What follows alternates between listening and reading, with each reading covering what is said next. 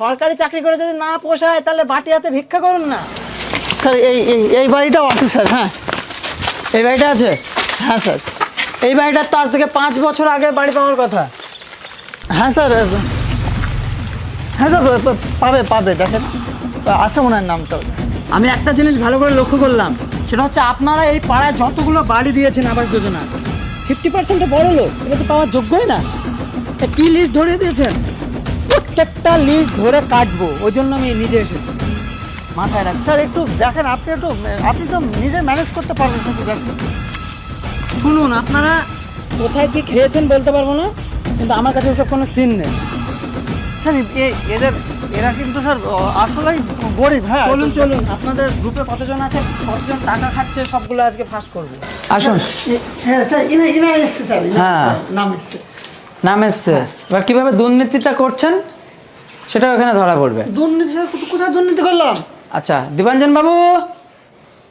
কে? হ্যাঁ আসুন। আপনার নামে একটা ঘর এসেছে।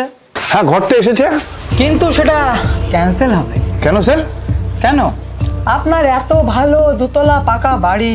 স্যার এই বাড়ি আমার না স্যার। আচ্ছা, আবার এই না, না, বাড়িটা না। ভাড়া দেওয়া। না না না স্যার, এই বাড়িটা আমার না, আমার এই ঘরটা স্যার।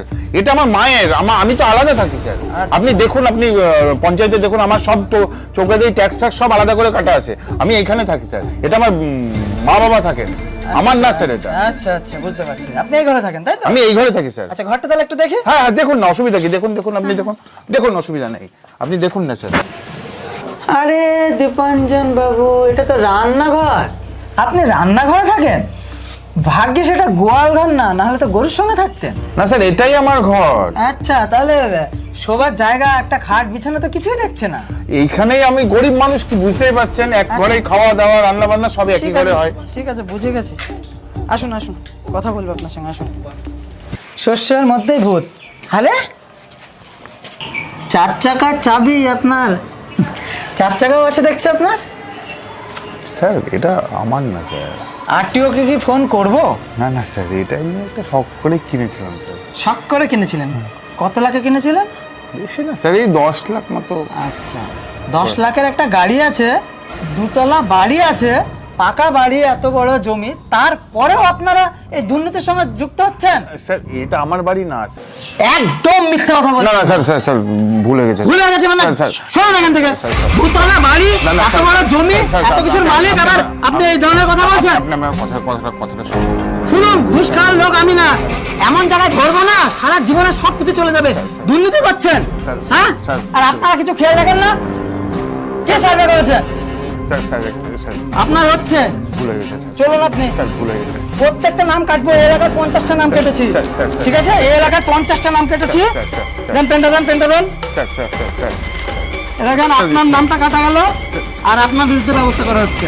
এত কিছু থাকার পরেও যারা প্রকৃত গরিব মানুষ তারা ঘর পাচ্ছে না, আর আপনাদের মতন কোটিপতিরা ঘর নিয়ে বসে আছে। লজ্জা লাগে না? না স্যার আপনি ব্যাপারটা বুঝাচ্ছেন। সেটেলমেন্ট করার চেষ্টা আমার সঙ্গে করবেন না, উনার সঙ্গে সেটেলমেন্ট করার চেষ্টা করছেন, উনার সঙ্গে করবেন।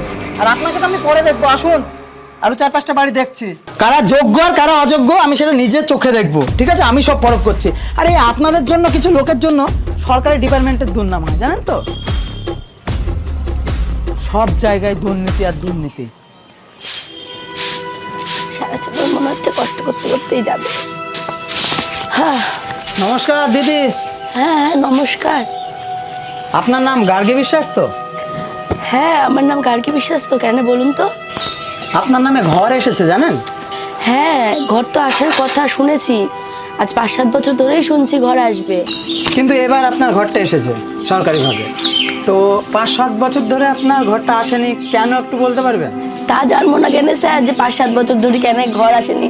আমরা মূর্খ মানুষ হতে পারি, তেলা মাথাতে তো সবাই তেল দেয়, এতদিন আমরা তেল দিতে পারিনি তাই ঘর আসেনি। এবার তেল দিব বলেছি তাই এসছে। এটা আর কি বুঝতে সময় লাগে বলেন? কি ব্যাপার শুভম বাবু, তেলি মাথায় তেল দেওয়ার কথা, কি ব্যাপারটা আপনার তো একটু জানা উচিত। ও স্যার ও কিছু না স্যার, উনি মানে জান না তো, মানে সাধারণ মানুষ বুঝে না, বুঝলেন তো? ওনাদের বাড়ির যা অবস্থা, ওনারা তো অনেক আগে ঘর পেয়ে যাওয়ার কথা, কিন্তু আপনারা আটকে রেখেছেন কেন এইভাবে? হ্যাঁ স্যার এটাই তো বলছি, কবে ঘর পাওয়ার কথা আমাদের। হ্যাঁ যাই হোক, এবার আপনারা ঘরটা অবশ্যই পাবেন। আর ওই তেলি মাথায় তেল দেওয়ার ব্যাপারটা বললেন, ওই ব্যাপারটা এই স্যার হয়তো বলবে না, একটু আপনি আমাকে বলুন তো। তেলা মাথায় তেল মানে বুঝতে পারছেন না স্যার? 5-7 বছর ধরে আমাদের ঘর আসেনি, এরকম কষ্ট করে থাকছি। আমরা টাকা পয়সা কোথা থেকে দিব বলেন? এত কষ্ট করে থাকি, দিন আনি দিন খাই, এতদিন তো টাকাটা দিতে পারিনি। কিন্তু এইবার চুক্তি হয়েছে যে ঘরের যে টাকা ঢুকবে সেই টাকা থেকে 20,000 টাকা দিব। ওই জন্য মনে হয় এবার ঘরের নামটা এসছে। এই যে আমাদের এলাকায় আছেন না লোকাল কিছু নেতা ফেতা, ওনাদের সাথে। এটাই তেলা মাথায় তেল। বুঝতে পারলেন স্যার? কি করবো বলেন? কতদিন কষ্ট করবো? কি ব্যাপার শুভম বাবু, আপনার এলাকায় এই যে টাকা পয়সা নিয়ে কেস চলছে, একটু কি খেয়াল রাখেন না নাকি? না স্যার, ওইটা আমরা অতটা জানি না স্যার। আমরা কি জানবো বলেন দেখি? আমরা তো অফিসে থাকি, হ্যাঁ, আমরা জানি না স্যার। না আপনাদের পকেটেও টুকটাক একটু ঢোকে স্যার, একটু বলুন। না না স্যার, ওরকম ঢোকে না স্যার। আমরা তো স্যার মানে অফিস আমাদের মানে সরকার থেকে পাই বলেন, আমরা জানি না স্যার। আসলে কি বলুন তো, টাকার নেশা একবার লেগে গেলে না, গরিব মানুষের রক্ত চুষতে খুব ভালো লাগে। আপনাদের সঙ্গে পরে কথা বলবো। যাই হোক দিদি, আপনি বলুন তো যে বিষয়টা কি, কাকে টাকা দিবেন বলেছেন, কারা তারা? আরে আপনি চিনবেন কি করি? এরা তো সব লোকাল। তাহলে ব্যাপারটা কি হয়েছিল শুনেন আমার কাছে ঠিক করি। বলুন বলুন। শোনেন দিদি, ওইভাবে আপনাদের ঘর হবে না। আপনাদের আমাদের সাথে একটু ঘুরবেন, আমাদের সভাতে একটু বসবেন, আমাদের সাথে একটু ঝান্ডা ফান্ডা ধরবেন, মিটিং মিছিলে যাবেন। নাহলে কি করে আপনাকে ঘর দিব বলেন? আপনারা আমাদের সাথে না থাকলে আপনাকে ঘর তো দিতে পারবো না। দেখেন, এরকম আমরা কত ঘর পাইয়ে দিলাম, যাদের 2তলা 3তলা বাড়ি আছে তাদেরও আমরা ঘর পাইয়ে দিচ্ছি।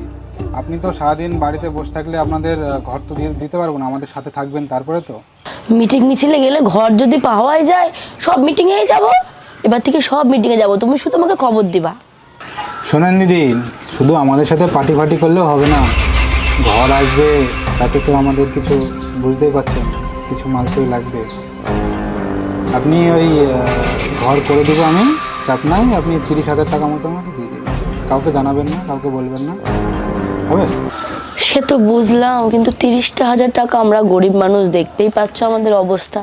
কোথায় থেকে দিব বলো? 30,000 টাকা দিয়ে দিলে ঘরটা কি দিয়ে করবো বলো? জিনিসের যা দামপত্র সবই তো তোমরা বুঝো, তোমরা তো শিক্ষিত মানুষ। আরে দিদি, ওটা আগে লাগবে না। আপনার ঘরের লিস্টে নাম আসবে, আপনার টাকা সেটেলড হবে অ্যাকাউন্টে, তারপরে দিবেন আমাকে। যদি এইটুকু না করতে পারেন তাহলে তো আমি কিছু করতে পারবো না দিদি, তাহলে ঘর আসবে না। সে তো বুঝলাম বাবা, বুঝতে পেরেছি, দিব না বলছি নি, কিন্তু 30,000 টাকা নিও না বাবা, একটু কম নাও। কিছু করা যাবে না দিদি, এটা আপনার জন্য এতটুকু করে দিচ্ছি, আপনি এটুকু করতে পারবেন না? কি বলেন? তোমাদের অবস্থাটা বুঝো বাবা, তুমি 20,000 টাকা নিও, আমি দিব, কাউকে কিছু বলবো না। তুমি 20,000 টাকা নিও বাবা, এর উপর আর জোর করো না। আমাদের অবস্থাটুকু তুমি দেখো, একটু বুঝো। আমি টাকা আসলেই তোমাকে তুলে সঙ্গে সঙ্গে দিয়ে আসবো বাবা। ও আচ্ছা, এই ব্যাপার তাহলে। যাই হোক, সবই বুঝতে পারছিলাম। আপনাদের সঙ্গে ওদের ব্যাপক কানেকশন আছে, সেটাও জানি। না স্যার, আপনি ভুল বুঝছেন স্যার। আপনি আমাকে বিশ্বাস করেন না স্যার, বলেন? হ্যাঁ হ্যাঁ, বিশ্বাস আপনাকে ব্যাপকভাবে করি। আপনার সঙ্গে পরে কথা বলবো। যাই হোক দিদি, চিন্তা করবেন না, ঘরটা আপনি পাবেন। কাউকে টাকা দেবেন না। সরকারি ঘর পেতে কোনো ঘুষ লাগে না। যারা যোগ্য তারা ঠিক পাবে, ঠিক আছে? কাউকে একটা টাকা দেবেন না, মাথায় রাখবেন। তাহলে তো আমাদের খুব উপকার হয় স্যার। আমাদের কাছে 20,000 টাকা 30,000 টাকায় অনেক স্যার। খুব ভালো করলেন স্যার, আপনার অনেক ভালো হবে স্যার। বুঝতে পারছি। আসলে কি বলুন তো, আমিও না আপনাদের মতন এরকম দরিদ্র ঘর থেকে উঠে এসেছি। তাই কারোর কাছে টাকা খাওয়া, প্রচুর অফার আসে আমাদের এই লাইনে, প্রচুর অফার। মনে করলে প্রতি মাসে 5 লাখ 10 লাখ টাকা যখন তখন খেতে পারি। কিন্তু কি বলুন তো, ওই গরিব মানুষের রক্ত চুষে খেতে পারবো না। কি বুঝলেন? আসলে যদি আপনাদের গরিব মানুষের রক্ত চুষে খাওয়াটা যদি নেশায় পরিণত হয় না, তাহলে আর সেটা কেউ ঠেকাতে পারবে না। নিজের ইমানটাকে ঠিক রাখুন, বুঝলেন? পরের পয়সা মেরে কোনোদিন ভালো থাকতে পারবেন না। কি হবে এই ঘুষগুলো খেয়ে? সব বুঝি, কার কতটুকু কমিশন আছে কি না, সব করছেন তো সরকারি চাকরি। আর কত চাই? সরকারি চাকরি করে যদি না পোষায়, তাহলে বাটি হাতে ভিক্ষা করুন না, সমস্যা ক্লিয়ার হয়ে যায়। আপনারা পাবলিকের সেবার জন্য আছেন, কেন এইভাবে ঘুষ খান? আর এটাও প্রমাণিত করব যে ওই লোকাল স্থানীয় 2 টাকার চুটকু নেতার সঙ্গে আপনারও লিঙ্ক আছে, সেটাও প্রমাণ করবো খুব শিগগিরই। সব আমার হাতে কাগজপত্র এসে গেছে, আপনারও হবে। চলুন একটা বাড়িতে।